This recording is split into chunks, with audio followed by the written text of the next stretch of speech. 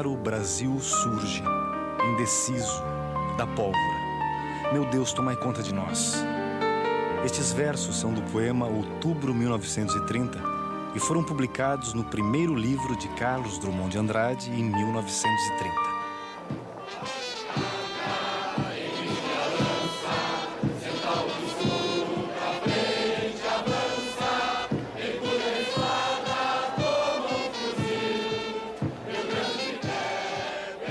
Carlos Alberto Richelli é o herói do filme Sonho Sem Fim, no papel do pioneiro do cinema gaúcho Eduardo Abelim. Ele foi contaminado pela mesma euforia que tomou conta do país quando estourou a Revolução de 1930 e embarcou na esperança de que estava nascendo um novo Brasil. A Revolução levou 21 dias para chegar ao Rio de Janeiro. O Palácio Guanabara, residência oficial do presidente da República, e o Palácio do Catete, sede do governo federal, foram cercados. O presidente Washington Luiz recusou as intimações que recebeu da junta militar para renunciar. Foi preso no dia 24 de outubro e levado para o Forte de Copacabana, de onde embarcaria para o exílio.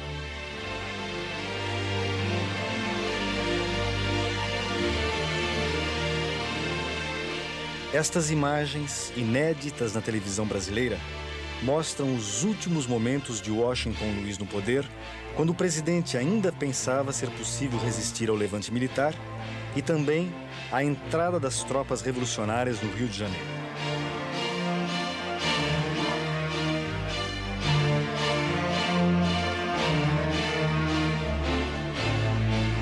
Quando Washington Luiz foi deposto em outubro de 1930, multidões saíram às ruas para comemorar por todo o Brasil.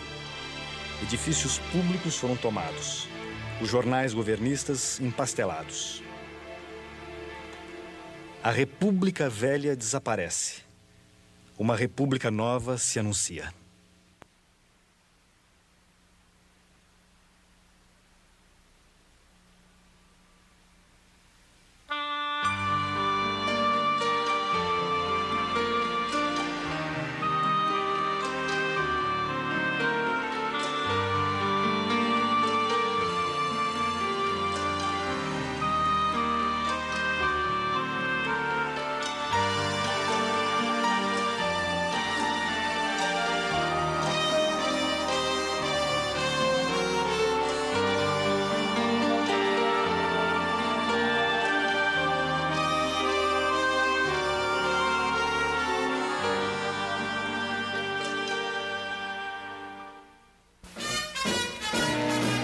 O Corso na Avenida Rio Branco foi um dos pontos altos do primeiro carnaval da década de 20.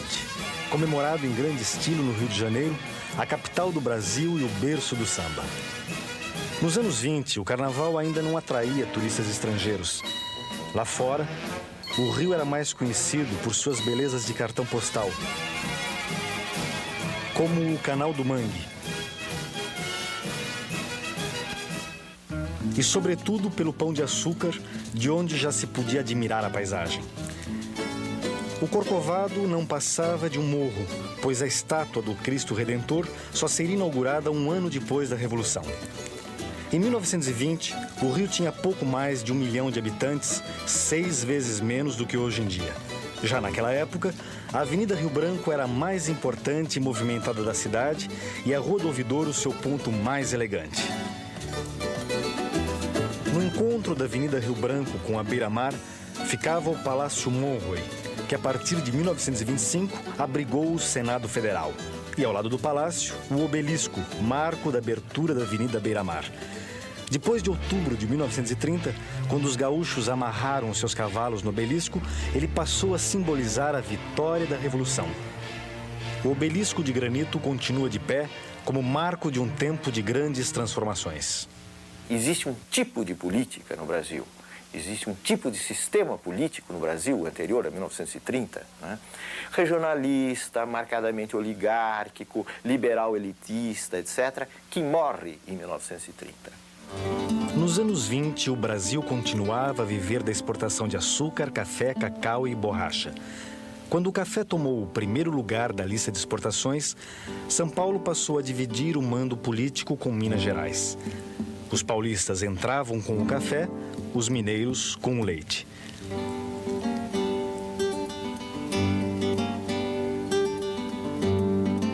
Na velha República, os grandes proprietários rurais de São Paulo faziam os presidentes da República e controlavam as decisões econômicas. E havia sempre um banquete para sacramentar essas decisões. Dos 11 presidentes eleitos da República Velha, apenas 2 não eram de São Paulo e Minas. Mas em nenhum governo, o café deixou de ser generosamente beneficiado. Toda vez que os preços do produto oscilavam no mercado internacional e as exportações caíam, o governo entrava em cena tomando empréstimos no exterior e comprando a produção excedente para restabelecer o nível dos preços. Mais de 60% da população brasileira vivia no campo, produzindo a riqueza do país, mais distante das grandes decisões nacionais. Na República Velha, os presidentes eram eleitos por menos de 3% da população. As mulheres não tinham direito a voto, nem os analfabetos, que representavam 50% da população adulta. O voto, por sua vez, não era secreto, facilitando a fraude e o voto de cabresto. Na hora da eleição, quem dava as cartas eram os coronéis.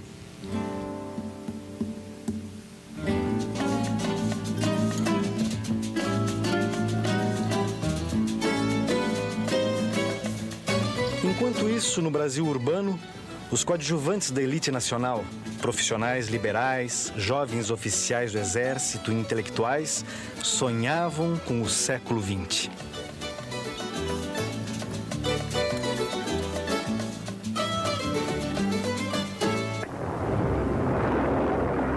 Um século que, na verdade, só havia começado em 1914 com a Primeira Guerra Mundial.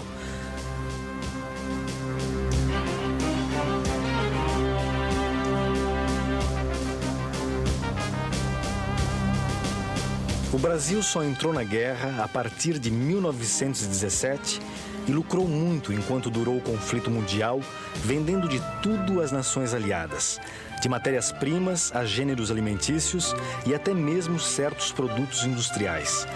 Durante a guerra, a economia brasileira prosperou a olhos vistos e uma nova classe, produzida pelo surto de industrialização, fez a cidade de São Paulo ficar mais parecida com os grandes centros urbanos do mundo. Às voltas com angustiantes problemas de sobrevivência, o operariado de São Paulo lutou por melhores salários e melhores condições de trabalho.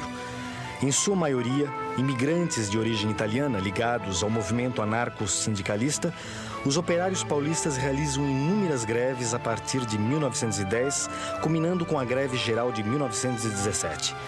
Ameaçados de expulsão do Brasil e debaixo de forte repressão, os operários chegariam aos anos 20 sem ter conquistado os mínimos direitos sociais pelos quais tanto lutaram.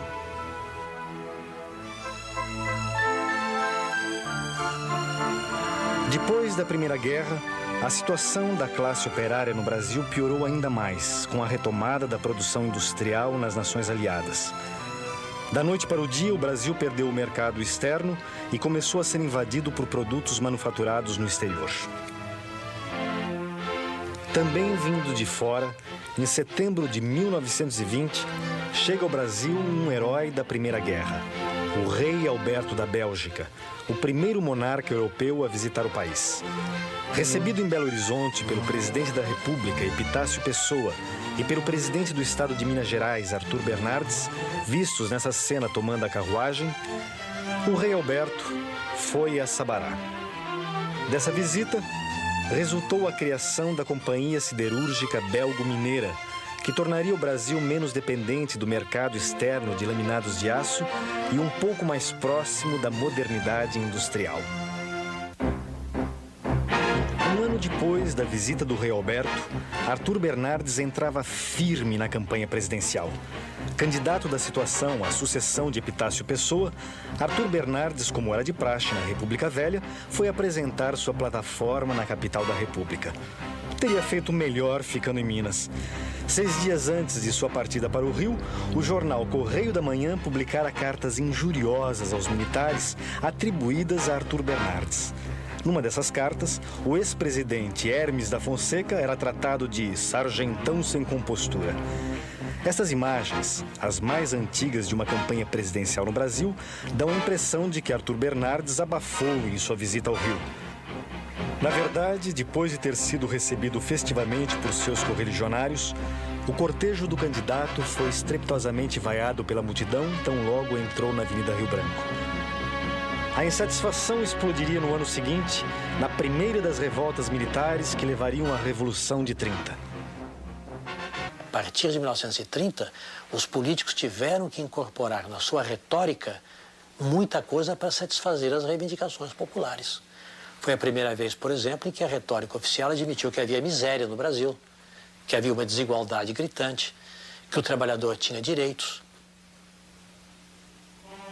Em 1922, no aterro que tomou um pedaço da Bahia para ampliação do centro do Rio, pavilhões dos estados brasileiros e de 50 países estrangeiros foram construídos para um evento muito especial. Era a Exposição Internacional, inaugurada a 7 de setembro para comemorar o centenário da independência.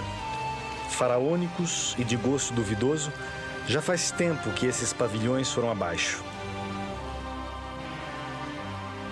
Atraindo milhares de visitantes, inclusive do exterior, a exposição teve de tudo.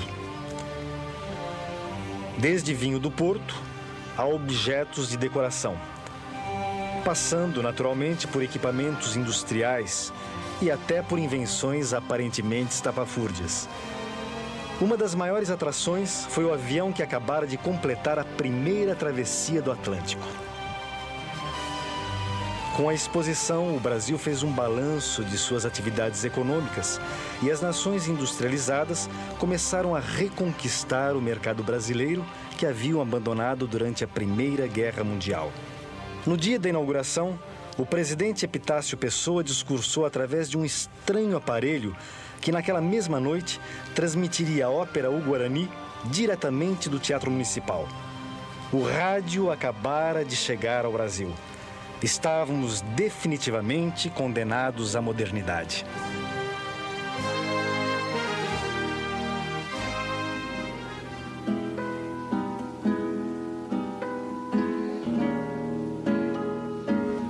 Condenados à modernidade. Essa era a palavra de ordem em fevereiro de 1922, quando o Teatro Municipal de São Paulo foi ocupado por um grupo de jovens artistas e intelectuais para uma série de recitais, exposições e concertos radicalmente contrários aos códigos visuais, literários e musicais vigentes. Em dia com as últimas novidades da vanguarda europeia, eles estavam inventando a arte moderna brasileira. A tradicional família paulistana ficou horrorizada com o Cristo de trancinhas, esculpido por Vitor Brecheret, e com um homem amarelo pintado por Anita Malfatti. Quando Oswald de Andrade disse "Carlos Gomes é horrível", a plateia bem pensante da Semana de Arte Moderna reagiu com vaias e insultos. Mas a cultura brasileira já estava voltada para o futuro. As artes nacionais pertenciam agora aos modernistas.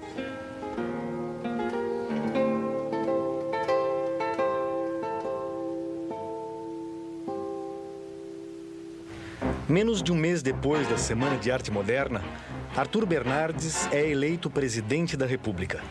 Sua vitória é contestada por civis e militares inconformados com a ditadura dos barões do café.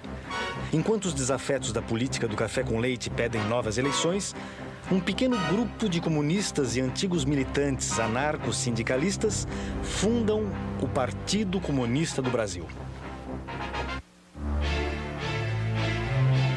Em julho de 1922, foi a vez dos militares se rebelarem. Um motim sacudiu a escola militar e o forte de Copacabana se sublevou. Jovens oficiais de modesto calibre, os tenentes, protestavam contra os soldos baixos, o fechamento do clube militar, a prisão do Marechal Hermes da Fonseca e, sobretudo, a eleição de Arthur Bernardes. Entregue à própria sorte por outras unidades do Exército, o forte de Copacabana foi bombardeado pelas forças leais ao governo. Recusando a rendição, um pequeno grupo de praças e tenentes saíram pela Avenida Atlântica ao encontro das poderosas forças do governo. Apenas 2 tenentes sobreviveram à fuzilaria.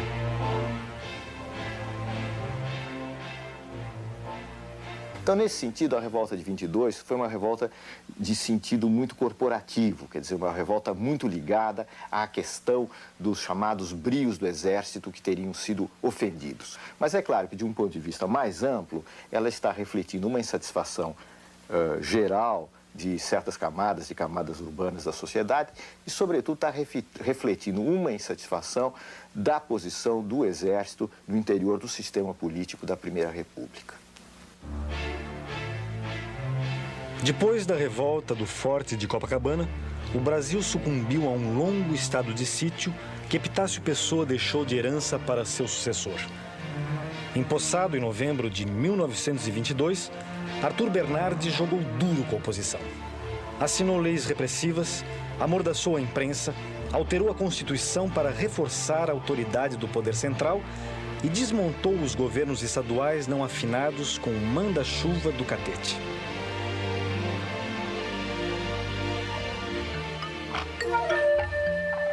Numa noite em que as obrigações do poder lhe deram folga, Arthur Bernardes assistiu em palácio à projeção deste filme, No País das Amazonas, do mesmo pioneiro Silvino Santos, que filmou a Exposição da Independência.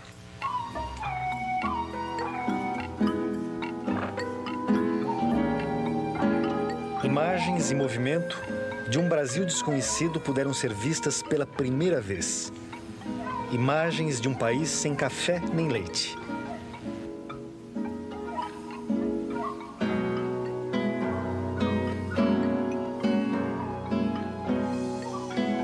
O Brasil dos primeiros brasileiros. Nos anos 20, havia mais de 500 mil índios no Brasil. Hoje não chegam a 200 mil. O País das Amazonas foi uma revelação para os cariocas e ganhou uma medalha de ouro na Exposição da Independência.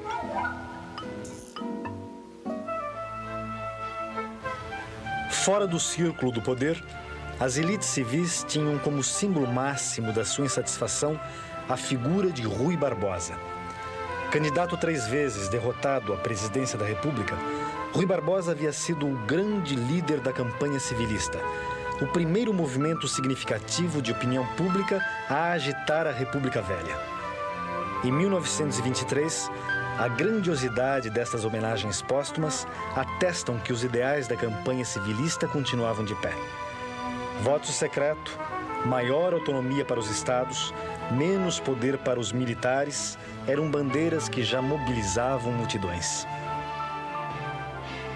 Civis contra militares, tenentes contra o governo federal e, em alguns estados, conflitos entre facções locais. A política do Rio Grande do Sul estava dividida desde a proclamação da República. Em janeiro de 1923, explode a Guerra Civil. De um lado, Borges de Medeiros, eleito pela 5ª vez presidente do estado que governou durante 25 anos. Do outro lado estão os federalistas, que contestam os resultados das eleições com denúncias de fraudes. Eles apelam para uma intervenção federal e acabam se levantando em armas contra o governo estadual. A Guerra Civil dura 9 meses, com confrontos militares em todo o estado. Boa parte dos pampas cai na mão dos rebeldes, mas eles não conseguem conquistar as cidades mais importantes.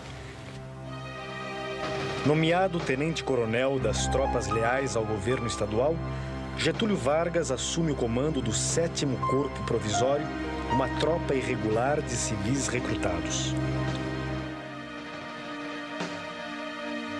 Getúlio não chega a participar dos combates. Ele já estava no Rio como deputado federal, quando o Tratado de Pedras Altas encerrou a Guerra Civil que havia durado quase um ano. O governador eleito, Borges de Medeiros, manteve seu mandato, mas sem poder se reeleger. Borges de Medeiros seria sucedido no governo estadual pelo próprio Getúlio Vargas. Para os revolucionários, para aqueles que a gente ficou conhecendo como tenentes, a questão democrática era uma questão de segunda ordem. 1924. São Paulo, depois de ter sido bombardeada pelo exército. Chegara a vez dos tenentes paulistas se rebelarem, ocupando a capital do estado. A data do levante não podia ter sido mais bem escolhida. 5 de julho, segundo aniversário da revolta do Forte de Copacabana. A permanente insatisfação nos quartéis atingira o seu ponto de ebulição com a recente condenação de tenentes acusados de pretenderem, pela violência, mudar a forma de governo e a Constituição do país.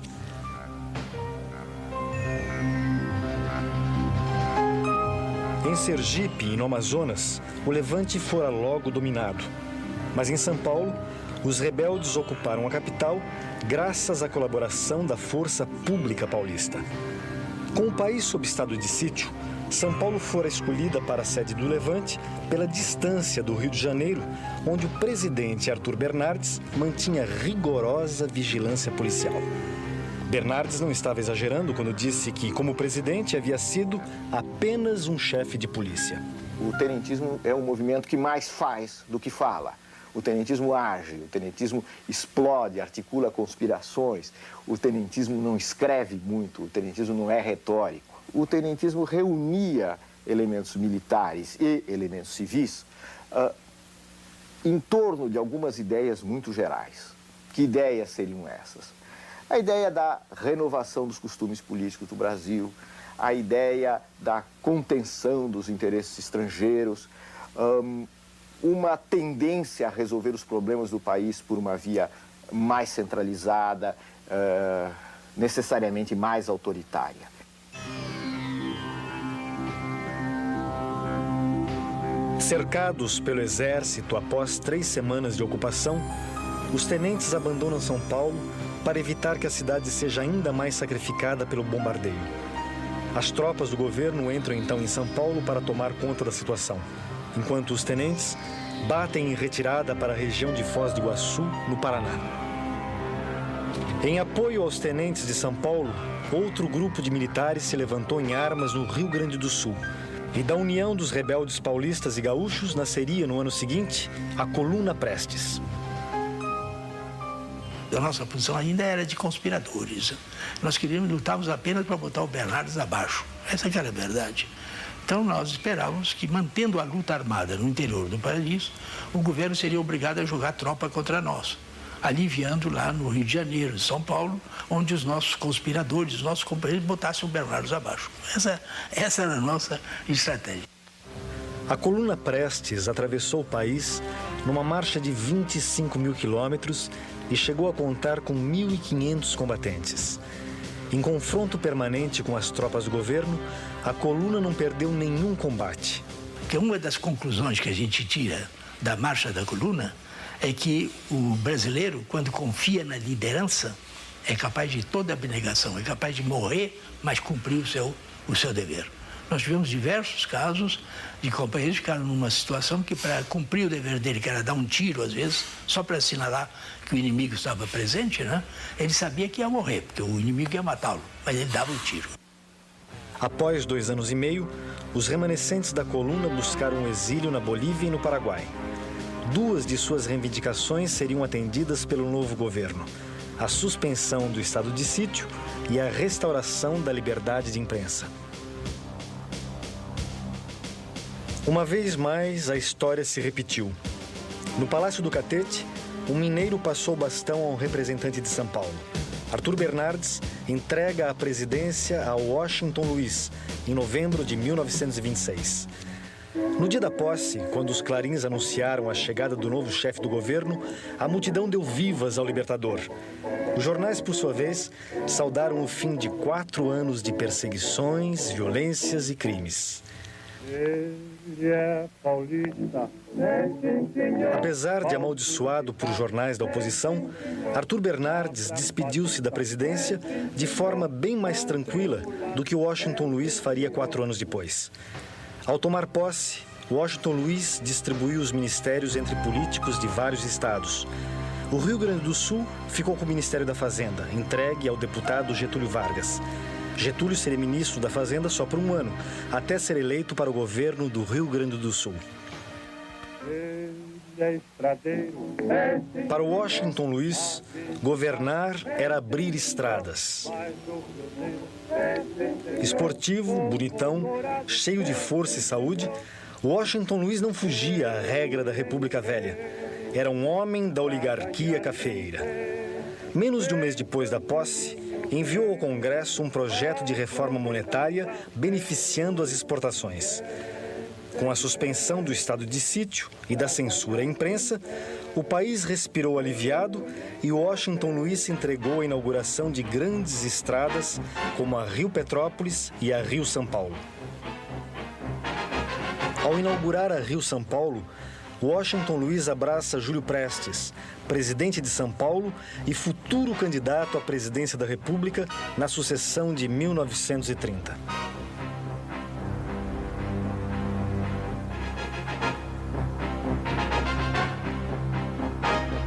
Ainda em 1928, o presidente eleito dos Estados Unidos, Herbert Hoover, visitou o Brasil.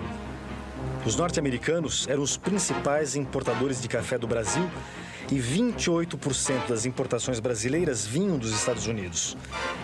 Quando ainda era secretário de Comércio, Hoover dirigira pessoalmente uma campanha contra a política brasileira de proteção ao preço do café, base da economia da República Velha. Foi nessa época que outros países aumentaram sua exportação cafeeira, passando a concorrer com o Brasil no mercado externo. Por esse revés, os barões do café não esperavam. Só a antropofagia nos une. Única lei do mundo. Expressão mascarada de todos os individualismos, de todos os coletivismos, de todas as religiões. To be or not to be? That's the question. Com essas palavras de ordem, Oswald de Andrade apresentou ao país o seu manifesto antropófago. O modernista Oswald propunha uma saída canibalesca para os impasses nacionais. No caldeirão, apenas as grandes conquistas do chamado mundo civilizado que valia a pena digerir. Oswald gostava de chamar o Brasil de Pindorama, a terra do pau-brasil, onde o carnaval é o acontecimento religioso da raça e a alegria é a prova dos 9.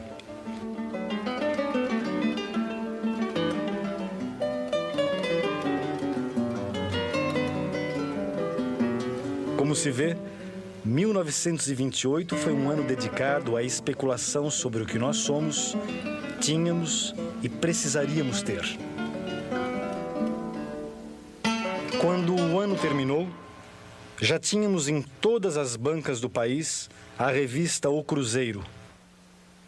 E nas livrarias, um clássico da literatura modernista, Macunaíma, de Mário de Andrade.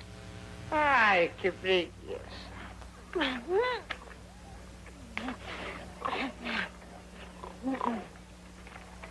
E eu?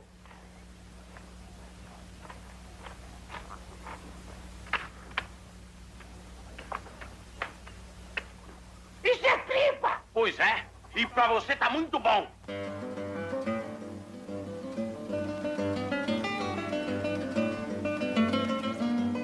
No final dos anos 20, a terra do pau-brasil não estava preparada para a revolução imaginada por Oswald de Andrade. Pindorama ainda tinha vergonha. Uma outra revolução acabou vindo, mas precisou de uma ajuda de fora. Em 30 há alguma coisa que a história tradicional dizia e que me parece verdadeira. Há uma revolução de alguns estados contra outros estados. Há, de algum modo, uma revolução contra São Paulo. 29 de outubro de 1929, uma terça-feira negra. Da noite para o dia, milhões de ações mudaram de mãos na Bolsa de Nova York. Aturdidos pela especulação, os investidores entram em pânico, perdem a confiança no mercado e o preço das ações despenca, gerando falências em cadeia. Milionários amanhecem sem nada. Pequenos poupadores perdem o pouco que tinham conseguido acumular a vida inteira. Por ter sua economia dependente de um único produto de exportação, o Brasil acabou sendo duramente afetado pela crise mundial. O estoque de café acumulado, sem comprador à vista, chegou a 22 milhões de sacas. Desta vez, o governo não teria como bancar os prejuízos. Os empréstimos internacionais estavam suspensos e as nossas reservas foram tragadas pela fuga de capitais estrangeiros do país. No início dos anos 30, sob efeito da quebra da Bolsa de Nova York, as economias capitalistas do mundo inteiro perdem o rumo e mergulham na recessão e no desemprego. Com a queda das exportações, o Brasil se viu obrigado a substituir por produtos fabricados no país o que antes era importado. Como já acontecera durante a Primeira Guerra, o setor industrial tirou algumas vantagens da crise mundial.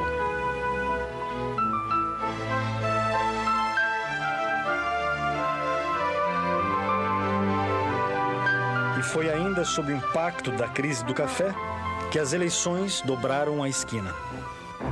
Mudando as regras do jogo, Washington Luiz indica um paulista à sua sucessão, o presidente de São Paulo, Júlio Prestes.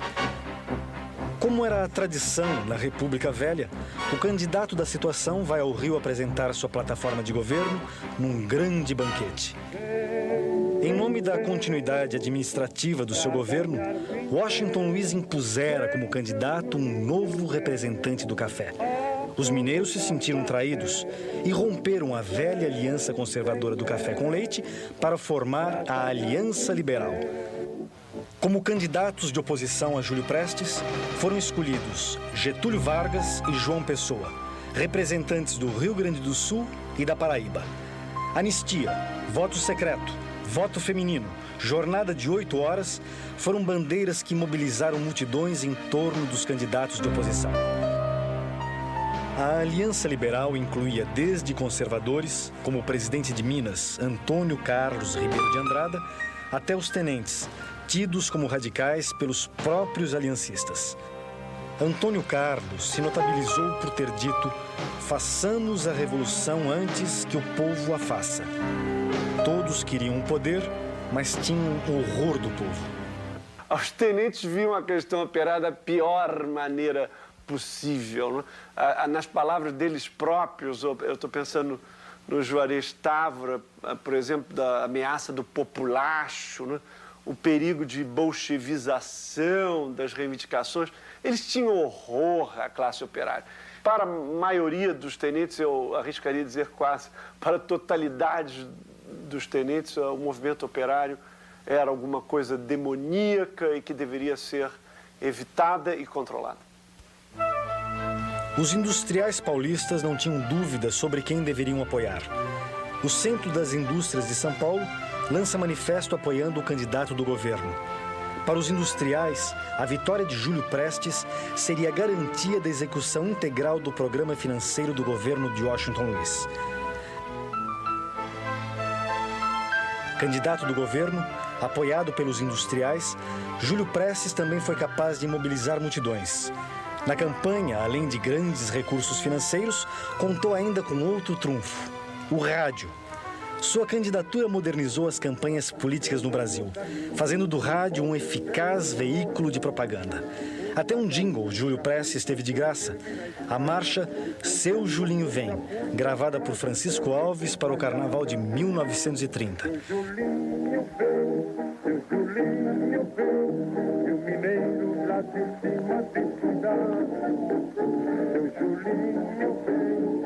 E Seu Julinho veio mesmo.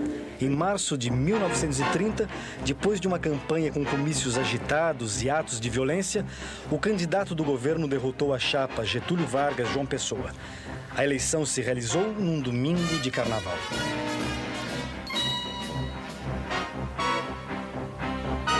A primeira reação da oposição foi reconhecer a vitória de Júlio Prestes, apesar das suspeitas de que a fraude eleitoral fora generalizada.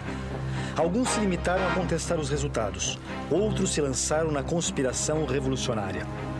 Os setores mais jovens da aliança, gente como Oswaldo Aranha, no Rio Grande do Sul, por exemplo, tinham uma perspectiva de alteração brusca do sistema que os velhos oligarcas tradicionais, como Borges de Medeiros e outros que estavam na aliança, certamente não tinham.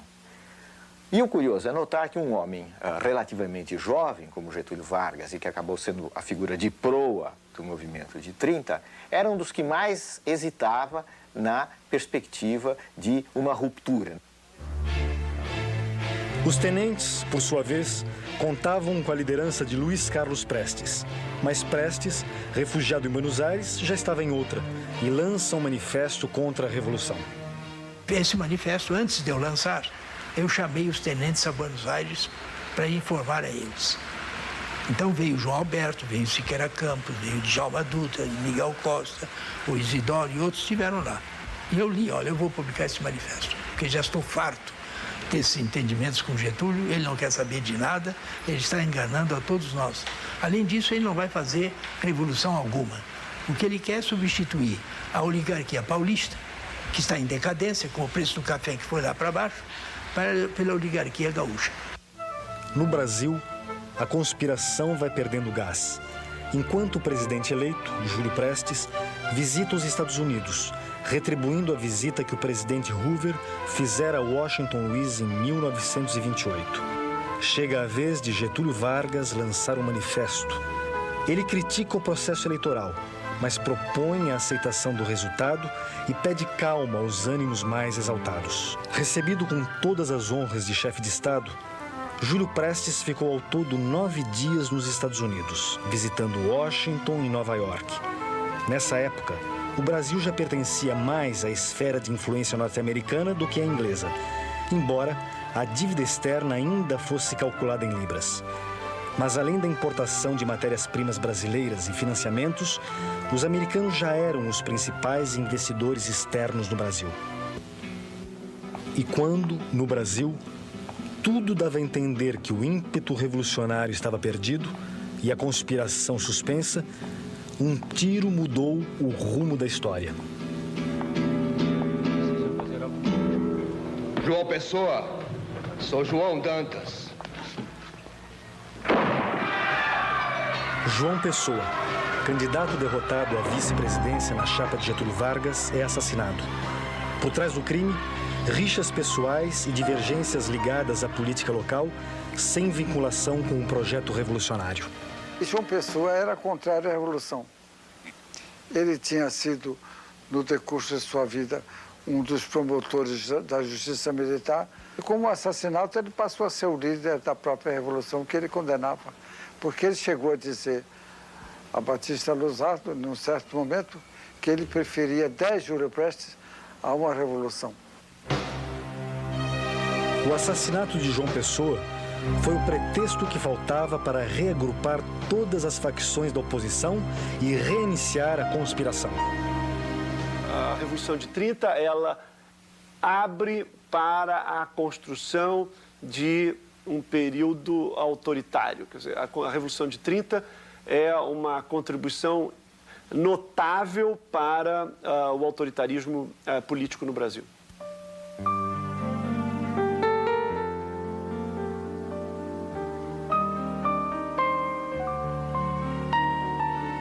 No revolucionário ano de 1930, o Brasil recebeu a visita do Zeppelin.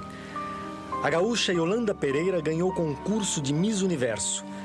A seleção brasileira perdeu a primeira Copa do Mundo e Mário Peixoto lançou o filme Limite, uma obra pra lá de moderno.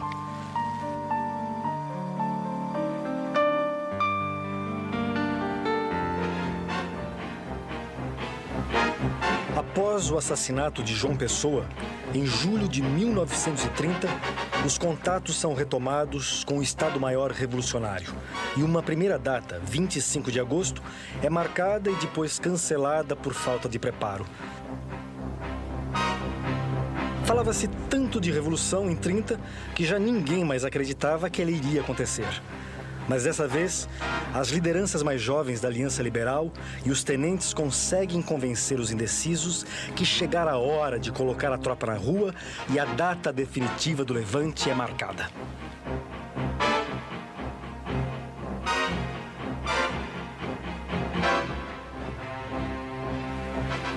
Tudo começou ao cair da tarde do dia 3 de outubro, com a prisão do comandante da 3ª Região Militar de Porto Alegre. Em 2 dias, o Rio Grande do Sul estava nas mãos dos rebeldes. A resistência em Minas não durou mais de 5 dias. E em Pernambuco, o governador fugira do estado quando os soldados ocuparam Recife.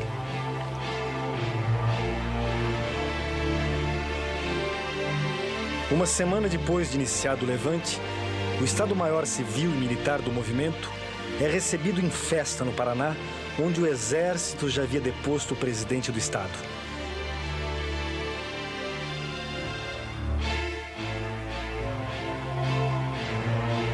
Depois de passar por Curitiba, Getúlio Vargas estabelece o seu quartel-general em Ponta Grossa, no norte do Paraná, assumindo o comando das tropas que se preparavam para enfrentar as forças legalistas.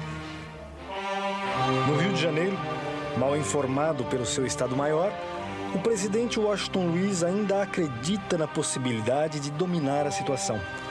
As tropas do governo concentram-se em torno da cidade de Itararé, no sul do estado de São Paulo, à espera do que seria o maior confronto armado da América do Sul. Com as principais regiões do país já controladas pelas tropas rebeldes, um novo fator desequilibra a balança do poder. Existe um desencontro entre forças econômicas de São Paulo e mesmo forças políticas de São Paulo e Washington Luiz, assim como o futuro presidente Júlio Prestes. Isso deriva da crise internacional, dos problemas do café, das respostas que o governo está encontrando para esse problema. Então, dentro deste quadro de perda de sustentação dentro de São Paulo e de crescente avanço das forças rebeldes, surge a intervenção da chamada Junta Pacificadora no Rio de Janeiro, que acaba por anular as últimas chances do governo Washington Luiz. Na hora H, não houve nada em Itararé. O maior confronto armado da América do Sul simplesmente não aconteceu.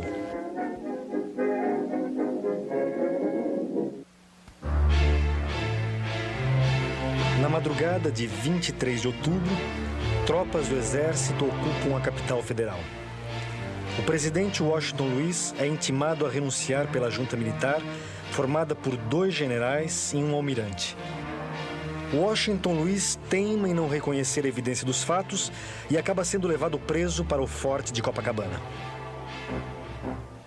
O avanço das tropas revolucionárias em direção ao Rio prossegue até que a junta militar concorda em reconhecer Getúlio como chefe de um governo provisório.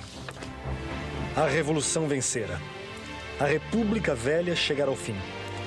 Tão logo se espalhou a notícia, o povo sai às ruas para comemorar. Jornais governistas são empastelados e os paulistanos invadem uma delegacia onde os presos costumavam ser torturados. Por onde passa, Júlio Prestes é vaiado pela multidão.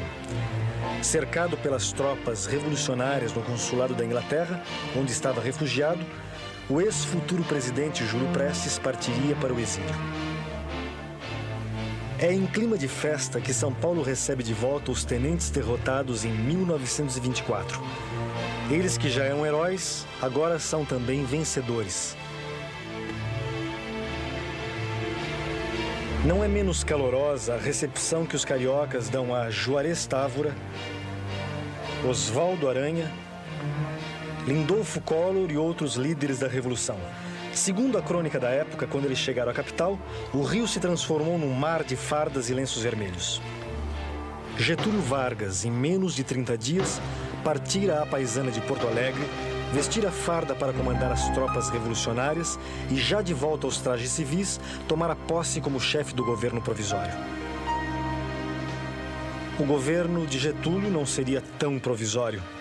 Só em 1945, os militares o forçaram a renunciar. Toda a batalha ideológica de 30, né, foi a batalha do país único, e do país uno, sob a bandeira de um Estado com maior força, não é? Em oposição àquilo que Juarez Távora, por exemplo, chamava de os 20 estados, que eram como 20 feudos de um país descentralizado, etc. A República Nova já nasceu marcada pela cisão. As primeiras feridas foram abertas na hora de formar o ministério e escolher os interventores estaduais. De um lado estavam os tenentes, de outro a nova geração de oligarcas que chegava ao poder. Cada vez mais forte, o governo irá patrocinar modificações significativas no plano econômico e social. O Brasil terá mais indústrias, os trabalhadores mais direitos sociais, mas os sindicatos serão tutelados pelo Estado. Então, em vez do povo chegar à vida política no Brasil por iniciativa própria, ele chegou tutelado pelos organismos governamentais. Mas, apesar de tudo, para um país que não tinha participação política de massa, foi uma transformação. Pela primeira vez, o discurso do poder incorpora a classe operária, os chamados humildes na terminologia de Getúlio, e mais do que isso, há uma política trabalhista instaurada. Apesar de suas propostas modernizantes, o novo regime foi ficando parecido com o regime anterior. As oligarquias recuperam seu poder, menos em alguns estados, como São Paulo, que vai à Guerra Civil em 1932. Os tenentes, por sua vez, perdem influência. Os que não são disciplinados acabam seduzidos pelo Estado. Um Estado que distribui favores em troca de subordinação. 1920 é a modernidade do controle do Estado, é a modernidade da democracia, é a modernidade da cidadania. A modernidade de 1930 é a modernidade do autoritarismo, a modernidade da manipulação e a modernidade da ilusão. Quer dizer, nós podemos escolher com qual modernidade nós queremos ficar. O Zeppelin foi um dos símbolos da modernidade. Ele veio ao Brasil pela primeira vez em 1930 e voltou várias vezes até 1937. Foram anos em que o país ficou mais nacionalista, no pior sentido que as ditaduras costumam dar à palavra nacionalismo. Implantada em 37, a ditadura do Estado Novo será vista pelos seus mentores como a conclusão racional da Revolução de 30, como o último ato de um processo que, para muitos, até hoje não terminou.